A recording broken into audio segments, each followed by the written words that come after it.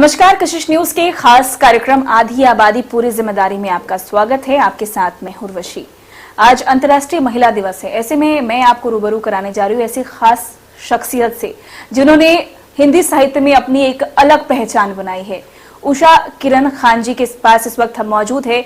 सबसे पहले मैम, आपका बहुत बहुत स्वागत है हमारे कशिश न्यूज में, और आपको अंतर्राष्ट्रीय महिला दिवस की बहुत सारी बधाई। मैम, महिलाओं को आप क्या सुझाव देना चाहेंगी, क्योंकि अंतर्राष्ट्रीय महिला दिवस है आज, और बहुत सारी ऐसी, अगर बिहार की बात कर ले तो महिलाएं हैं जिन्हें आज भी आगे बढ़ने का मौका नहीं मिलता है। महिलाओं को सुझाव देने का सबसे पहला तो मौका मैं देना चाहती हूँ उन महिलाओं को जो खुद पढ़ी लिखी हैं और जिन्हें पता है कि अंतर्राष्ट्रीय महिला दिवस है क्या। आपने जो कहा, जो अवसर नहीं मिलता है आगे बढ़ने का, तो इस आगे बढ़ने के विषय में उनको पता भी नहीं कि आगे बढ़ना कहते किसको है, उन्हें नहीं मालूम है। तो हम पढ़ी लिखी महिलाओं का ये दायित्व है कि हम उन्हें बताएं कि पूरे विश्व में महिलाएं आगे बढ़ रही हैं, आप भी आगे बढ़ें। पहले तो बताना ही है ज़रूरी, उसके बाद उनको समझ में आएगा कि आगे बढ़ना कहते किसको हैं। वही काम जो वो घर में करती हैं, वही काम जो किसी को यूं ही करके दे देती हैं, उसको यदि वो अपने जीवन का उद्देश्य, लक्ष्य या अपनी कला को निखारने का कोई काम करेंगे तो वो उनके लिए आगे बढ़ने का एक साधन हो सकता है। महिला चाहे वो कुछ भी करे, झाड़ू दे के श्रम का काम करे या कोई कला का काम करे, शिक्षा का काम करे या शारीरिक कोई दूसरा प्रदर्शन करे, तो फिर वो भी एक काम है। हर काम को काम समझे और उद्देश्य समझे तो महिलाएं जरूर आगे बढ़ेंगी। और बिहार की महिलाएं, उनमें टैलेंट तो है, ये तो सबको पता है कि गांव-गांव की महिलाएं जो पढ़ी लिखी भी नहीं हैं लेकिन उनमें टैलेंट है। वो मछली पालन, मुर्गी पालन से ले करके और बकरी चराने से ले करके और एयरफोर्स तक में भी हमारी महिलाएं हैं। तो जब हमारी महिलाएं पढ़ी लिखी भी उतनी ही हैं और जो नहीं पढ़ी लिखी हैं वो भी अपने श्रम से एक संसार बनाती हैं, कला का काम करती हैं, संस्कृति का काम करती हैं। ये सारी महिलाएं अगर संगठित होकर कुछ करेंगी तो कहाँ से कहाँ ले जाएंगी। तो मैं यही महिलाओं से कहूँगी कि आप लोग जो पढ़ी लिखे हैं, आप लोग जो अवेयर हैं, आप लोग जो जानती हैं, आपको चाहिए कि जो नहीं जानती हैं, जो पढ़ी लिखी नहीं हैं, उनको समझाएं कि ये महिला दिवस है और ये एक प्रतीक है कि आज के दिन हमारा कदम जरूर उठना चाहिए आगे की ओर। बिल्कुल, इसीलिए तो नारी को नारायणी कहते हैं। मैम, आपने हिंदी को एक महत्वपूर्ण जगह दिलाई है। ना सिर्फ हिंदी को, मैथिली को भी आपने अपने कविताओं में, संरचनाओं में उकेरा है। साहित्य की आप जानी मानी प्रसिद्ध है, आप किसी परिचय की मोहताज नहीं है। लेकिन हमारे दर्शक कहीं ना कहीं ये जरूर जानना चाहेंगे कि उषा किरण खान का निजी जीवन किस तरह का रहा। कोई भी जो, अब हमारी उम्र 77वें वर्ष में चल रही हैं, तो इतना पहले जो कुछ हमारे समय में जो भारत आज़ाद ही हुआ था, उसके लगभग में मेरे जन्म तक तो आज़ाद भी नहीं हुआ था, लेकिन जब मुझे होश आया तो देश आज़ाद था। उस समय एक प्रस्थान बिंदु था, सबको आगे बढ़ने का एक जज्बा था और उस जज्बे के तहत मैं आगे बढ़ी और मैंने कोई संघर्ष नहीं किया, मेरे माता पिता ने किया था देश की आज़ादी के लिए, और गांधीवादी तरीके से हम लोग रहते थे और उसी समय से शिक्षा का महत्व था। तो मैं शिक्षित हुई। तो जो व्यक्ति शिक्षित होगा उसके लिए जीवन में और कुछ भी कमी नहीं, क्योंकि शिक्षित ही होना सबसे बड़ी बात किसी के लिए भी। तो मैं शिक्षित हुई और शिक्षित हुई तो मेरी रुचि साहित्य में थी और मैं साहित्य की ओर बढ़ गई और मेरे जीवन में कोई खास संघर्ष नहीं हुआ सिवाय इसके कि मैं एक पढ़ी लिखी महिला थी और मेरा दायित्व था कि समाज के लोगों को भी शिक्षा ही दूं। तो मैं शिक्षा के क्षेत्र में भी गई, मैंने पढ़ाया, प्रोफेसर थी। तो मेरे जीवन में कोई इस तरह का संघर्ष नहीं हुआ जो आम लोगों के होता है, क्योंकि मैं एक स्वतंत्रता सेनानी परिवार की लड़की थी और मेरा विवाह जहाँ हुआ वो भी वैसे ही थे, तो एक ही तरह का परिवार था। तो कोई संघर्ष और कोई ऐसा नहीं हुआ। हाँ, हम लोग के समय में छोटी उम्र में शादी हो जाती थी। शादी हुई, फिर भी हमने पढ़ना लिखना नहीं छोड़ा, क्योंकि हमारे यहाँ बाधा कोई नहीं देने वाला था। तो संघर्ष कोई खास नहीं हुआ, मगर संघर्ष यही था कि हम पढ़े लिखे थे, समाज उस समय तक उतना पढ़ा लिखा नहीं था। अब धीरे धीरे समाज पढ़ रहा है, आगे बढ़ रहा है, तो हमारा संघर्ष समाज के साथ था, समाज के लिए था, मेरे अपने लिए नहीं। तो मैं यही कहना चाहती हूँ कि अगर एक स्त्री ठान ले कि हम 5 स्त्री को शिक्षित करें, तो वो कम से कम एक समाज शिक्षित होगा, और मैंने यही किया। मैम, चूंकि आज अंतर्राष्ट्रीय महिला दिवस है और आप सारी महिलाओं के लिए प्रेरणा स्रोत है, ऐसे में अगर आपकी निजी जिंदगी की बात कर ले, तो क्या कभी कोई ऐसा दिन रहा जो संघर्ष भरा रहा, जिसे आप हमारे साथ साझा करना चाहें? संघर्ष तो तभी हुआ जब मान लीजिए कि हमारे संतान हुआ, पढ़ भी रहे हैं, संतान हो रही है, तो संतान को जन्म देना, संतान को जन्म देने के बाद पालन करना, परिवार के साथ साथ रहना और साहित्य लिखना। परिवार में बूढ़े भी हैं, बुजुर्ग भी हैं और बच्चे भी हैं, तो इन सबों को साथ लेके चलना, अगर अब देखो तो लगेगा कि ये संघर्ष था, लेकिन वो संघर्ष तो किया हमने, और ये हर स्त्री करती है, विशेष रूप से बिहार की स्त्रियां करती ही करती हैं। तो संघर्ष हमारा जो है वो एक ऐसा ही संघर्ष है जो सभी स्त्रियों का संघर्ष है, और उससे हम अपने आप को अलग नहीं करते हैं। और मैं कहती हूँ कि अगर स्त्रियां धैर्य धारण करें, जिसको पेशेंस कहते हैं, पेशेंस रखें, तो उस संघर्ष से जब निखरेंगी तो सचमुच में लगता है कि आग से जैसे सोना निखर के कुंदन होता है, वैसे ही स्त्रियां निखर के कुंदन होंगी। मेरा यही अपना मानना है। आपने मैम मैथिली में भी बहुत सारी साहित्य लिखा है, कविताएं लिखी हैं, और हिंदी में भी बखूबी लिखा है। कोई ऐसा कविता जो महिलाओं के लिए? तो मेरा मैथिली में खंड काव्य है। यद्यपि मैं मैथिली में कहानी और उपन्यास ही मैंने लिखा है, साहित्य अकादमी का अवार्ड ही मुझको मैथिली उपन्यास के लिए मिला है, भामती के लिए। वो स्त्री पर ही है, स्त्री केंद्रित है। लेकिन खंड काव्य है एक सिय पिय कथा, जाई सब पहिने, मैथिली में। और वो सिय पिय कथा सीता के संघर्ष की कथा है, जो सीता अकारण जंगल क्यों भेज दी गई जब गर्भवती थी। तो हमारा महिलाओं के संबंध में तो ये एक बहुत बड़ी बात है। अब इससे क्या बड़ी बात होगी, क्योंकि कोई भी स्त्री, कहीं की भी स्त्री है, विशेष रूप से भारत देश की, उनके लिए सीता सबसे बड़ी आदर्श है। तो उस आदर्श सीता को क्यों कष्ट मिला बिना कारण के? अब कोई उठा के ले गया, उसमें उसका तो कोई दोष नहीं था, और कोई उसके बाद उनको निकाल के जंगल भेज दिया, वो भी कोई दोष नहीं था। और फिर बार बार आप उनको एक तरह से असम्मान देते हैं, प्रकट करते हैं, और फिर उसके बाद आप सोचते हैं कि सम्मानित कर रहे हैं हम इनको। तो ऐसी अवस्था में सीता के प्रति सहानुभूति, दर्द, तकलीफ हर स्त्रियों को है, और विशेष करके बिहार की स्त्रियों को, और उसमें भी मिथिला की स्त्रियों को बहुत है। तो उनके ऊपर मैंने लिखा सिय पिय कथा, मैंने सीता की कथा अपने पति के साथ। मैम, चूंकि आपने जिस तरह से बताया कि आपका जो जन्म हुआ वो आज़ादी के से पहले ही हुआ था, आपने 2-3 पीढ़ियों को एक साथ देखा होगा। क्या बदलाव हुआ समाज में महिलाओं के प्रति, और अभी फिलहाल आप नई पीढ़ी को भी देख रही हैं, क्या बदलाव महसूस करती हैं? ऐसा है कि जो जिस समय हम लोग होश में आ रहे थे, वो आज़ादी तुरंत मिली थी, और महात्मा गांधी का कार्य लगभग समाप्त हो गया था, उनकी हत्या भी हो गई थी।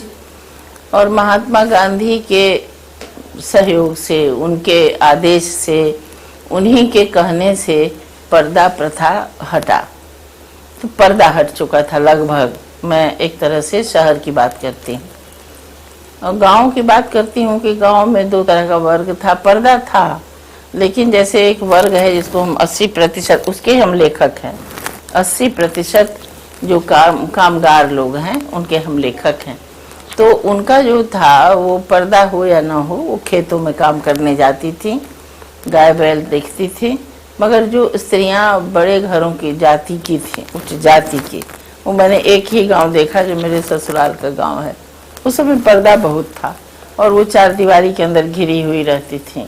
काम बहुत करना पड़ता था लेकिन पर्दा बहुत था। तो ये था, धीरे धीरे वो पर्दा हटा और लोग थोड़ा सा शिक्षित होने लगे, थोड़ा बाहर जाने, बाजार औरतें नहीं जाती थी, अधिक से अधिक धर्म स्थल जाती थी। तो वो जब पर्दा हटा, उसके बाद जब लड़कियां पढ़ने लगी, ये दूसरी पीढ़ी हुई। उसके बाद एक तीसरी पीढ़ी आई जो थोड़ी ज्यादा शिक्षित हुई, सशक्त भी हुई। और अब जो पीढ़ी है जिसको 21वीं सदी हम कहते हैं, तो इसमें लड़कियां सशक्त अधिक हुई हैं। वो चाहे गांव की भी लड़की है तो वो अपने अधिकार के लिए अब लड़ रही है।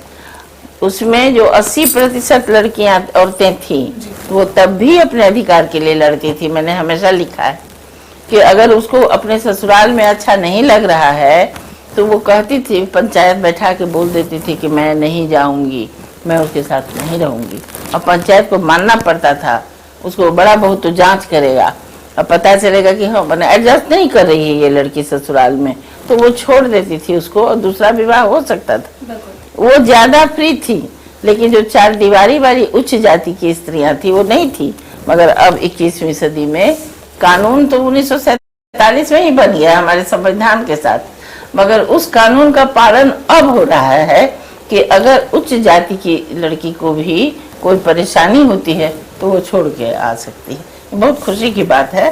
नहीं तो हमारे समय में हमने देखा है कि बहुत सारी स्त्रियां हैं जो जिनका कि पति और ससुराल के साथ एडजस्टमेंट नहीं हुआ, लेकिन वो जीवन भर रोते हुए बिता दी। अब वो स्थिति नहीं है।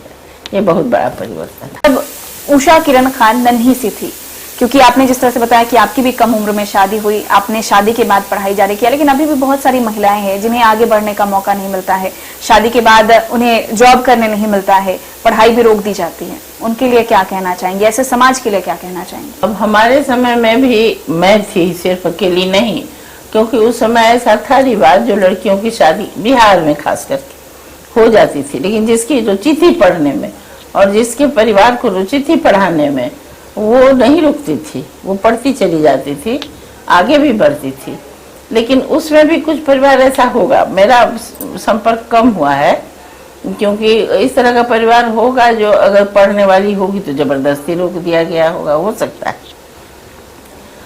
लेकिन वो परिस्थिति उस समय की और आज की इस मामले में बराबर है कि अगर आपको रोक दिया जाता है तो उस समय में हो सकता है कि चार दीवारी के अंदर वाली स्त्री या खेत में काम करने वाली अगर कोई लड़की पढ़ना चाहती है लेकिन उसके पास इतना आर्थिक संपन्नता नहीं थी, अब ऐसी बात नहीं है। अब आपको सरकार सहायता करती है पढ़ने में, तो इसीलिए आपको उतनी, सरकार उस समय भी थी, सजग नहीं थी बिल्कुल, मगर अब सजग है। अब आपको साइकिल मिलता है लड़कियों को, अभी देख के बहुत प्रसन्नता होती। ऐसी स्थिति में अगर किसी को रोकेगा तो उसके लिए अब बहुत सारे संगठन है, तब महिला संगठन नहीं था। बिल्कुल, अब बहुत सारे महिला संगठन है जहाँ वो जाके खड़ी होती हैं और उनके प्रति न्याय होने की कोशिश होती है। कितना न्याय होता है ये मेरे हाथ में नहीं है और ये किसी के भी हाथ में नहीं है, लेकिन न्याय के लिए खड़ी तो उसके साथ 10 लड़कियां होती हैं। अगर खड़ी होके तुम ही कहोगी कि हमारे साथ कोई ज्यादती हो रही है तो 10 आदमी खड़े हो जाएंगे, अरे क्या ज्यादती हो रही है।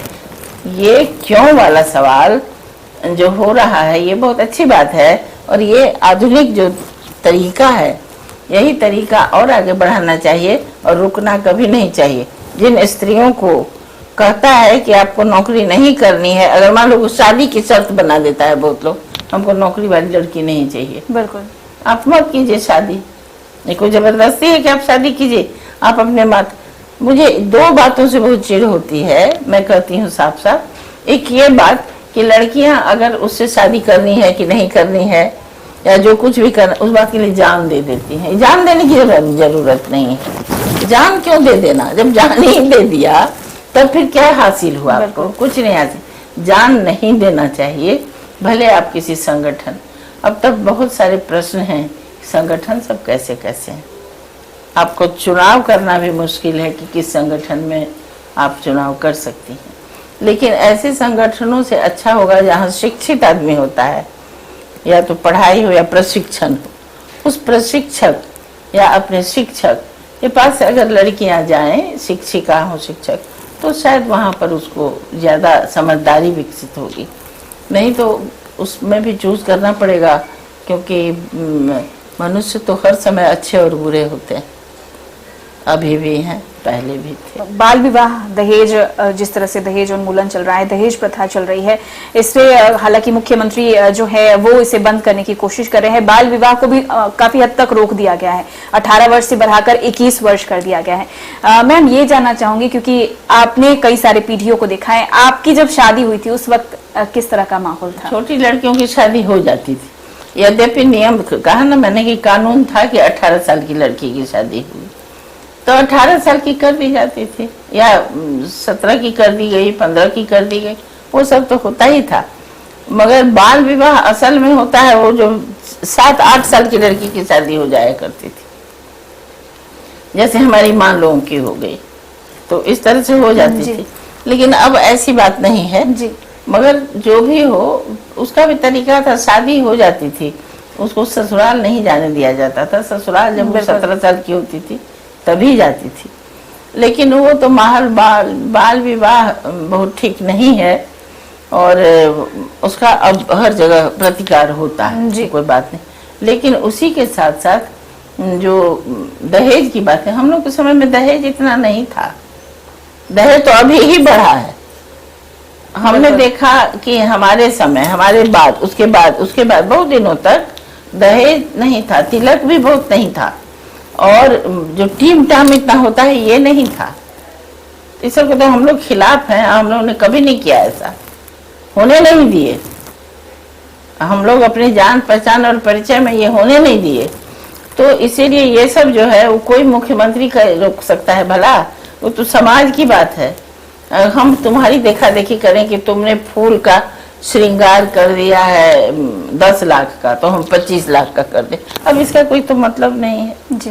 तो ये जो देखा देखी है, ये सब जो फॉल्स है, ये फॉल्स हमको लग रहा है कि कोरोना के बाद ये सब अब कम होगा। उषा जी, जिस तरह से आपकी शादी हुई, आपने बताया कि बच्चे भी हुए, ऐसे में साहित्य लिखना काफी मुश्किल हो रहा था और आपको पढ़ाई भी करनी थी, प्रोफेसर भी बनी आप, कितना मुश्किल हुआ घर और काम को मैनेज करने में? अपने साहित्य भी लिखा, कैसे वक्त निकालती थी? वक्त तो मैंने कहा ना कि गांधीवादी परिवार था, तो गांधीवादी आश्रम में 4 बजे से ये शुरू होता है, तो 4 बजे जगने की आदत जो मेरी थी, और मैं हॉस्टल में रह के जीवन भर पढ़ी, 7 साल से 21 साल की उम्र तक मैं हॉस्टल में रही। तो 4 बजे उठ करके पढ़ने, तैयार होने, आश्रम भजनावली गाने वगैरह की आदत थी। ये आदत बनाई रखी, और 4 से 6 का जो समय होता है उसमें कौन हमको, न फोन भी नहीं कोई करेगा पहले, अब मोबाइल है, पहले टेलीफोन था, वो भी नहीं, वो तो कभी नहीं करेगा। तो इसीलिए वो समय मेरा अपना था, उसी समय में मैंने लिखा पढ़ा, और बाकी तो दिन भर सब बच्चों का समय है, बूढ़ों का समय है। बिल्कुल मैम, पद्मश्री अवार्ड भी आपको मिला है, आपने कई सारे कविताएं लड़कियों पर लिखी हैं, महिलाओं पर लिखी है, प्रेम के बारे में भी आपने बहुत कुछ लिखा है। कोई ऐसी 2 लाइन, क्योंकि अब हमारे कार्यक्रम के समापन का वक्त हो गया, कोई ऐसी 2 लाइन जो आप प्रेम के बारे में बताना चाहें, क्योंकि महिलाओं को ही प्रेम का रूप माना जाता है। तो महिलाओं को, क्योंकि महिला जगदम्बा तो होती ही है, बिल्कुल सबकी माँ है, तो माँ बिना प्रेम के नहीं रह सकती है, और बिना प्रेम के मातृत्व भाव नहीं आता है। उसके बाद वो ऐसे सीधे लोग माँ और बहन कहता है, उसके बाद होती है प्रेमिका या पत्नी। माँ और बहन प्रेम का पहला और दूसरा रूप है। तीसरा रूप होता है पत्नी और प्रेमिका का। उसके साथ साथ जज्बा ऐसा होता है स्त्रियों के प्रेम का कि आपने अपने देश का प्रतीक किसको बना रखा है? माँ को, भारत माता, वो स्त्री है। आपने संघर्ष का प्रतीक किसको बना के रखा है? दुर्गा को, वो स्त्री है। इसीलिए कि आपको उस प्रेम पर भरोसा है, तो हमको भी वैसे ही प्रेम पर भरोसा है जो आप निश्चल भाव से करते हैं। अगर आपको किसी से कोई कुछ प्राप्त करना है तब आप प्रेम करते हैं, तो वो कोई प्रेम नहीं है। मेरी भावना प्रेम पर मैंने बहुत लिखा है, हर तरह के प्रेम पर लिखा है, स्त्री पुरुष के भी प्रेम पर लिखा है, यौनिक संबंधों पर भी लिखा है, लेकिन वो सारा संबंध प्रेम से प्रस्फुटित होता है। मैं नकारात्मक वस्तु नहीं लिखती हूँ, मैं अक्सर सकारात्मक ही विषय उठाती हूँ। तो प्रेम का सकारात्मक भाव ही मुझे रुचता है। जैसे रावण भी जो है सो सचमुच में रावण है, जो जिसने कभी भी सीता को छुआ नहीं, है ना। बिल्कुल। तो एक हमारे जो आदि पुरुष हैं, उन्होंने जब प्रेम की बात की या स्त्री पुरुष की बात की, तो उस पुरुष ने सीता को छुआ नहीं। वो बड़ा भयानक आदमी था, कुछ भी कर सकता था, उसने नहीं किया। तो जब हमने वहां से हम सकारात्मकता लाते हैं, तो प्रेम को अगर सकारात्मक ढंग से आप देखेंगे तो रामायण बनेगा, वरना महाभारत बन जाएगा। आपने कई सारी पीढ़ियों को एक साथ देखा है, महिलाओं के लिए कुछ कहना चाहेंगी? महिला सशक्तिकरण के लिए कुछ कहना चाहेंगी? महिला तो स्वयं सशक्त है, अपने को पहचानने की जरूरत है। मैं यही कहना चाहूंगी कि प्रत्येक लड़की पढ़ाई में, मैथमेटिक्स में भी 100 में 100 और लिटरेचर में भी 100 में 90 नहीं ला सकती है जी। लेकिन दूसरा स्किल उसके पास हो सकता है। वो बहुत अच्छा चित्र बना सकती है, बहुत अच्छा संगीत गा सकती है, बहुत अच्छा नृत्य कर सकती है। तो अपने टैलेंट को हर महिला को पहचानना चाहिए और अपने आप को पहचानना चाहिए, वही महिला सशक्त होती है। चलिए मैम, बहुत बहुत शुक्रिया हमारे साथ बात करने के लिए, और आपको इसी के साथ महिला दिवस की एक बार फिर से बहुत बहुत शुभकामनाएं। अपनी महिला सशक्तिकरण पर जो बातें कही हैं हमारे व्यूअर्स तक वो पहुंची हैं, और आपने किस तरह किस कठिनाइयों से साहित्य को एक अलग पहचान दी है। पद्मश्री अवार्ड से भी आपको नवाजा जा चुका है, इसके साथ ही कई सारे अवार्ड्स भी आपको मिला है, इसके लिए बहुत बहुत शुभकामनाएं। तो ये थी हमारे साथ हिंदी जगत की मशहूर साहित्यकार कवि उषा किरण खान जी, जिन्होंने महिला सशक्तिकरण पर हमारे साथ बातें की। इसी के साथ आधी आबादी पूरी जिम्मेदारी के खास कार्यक्रम में इतना ही। नमस्कार।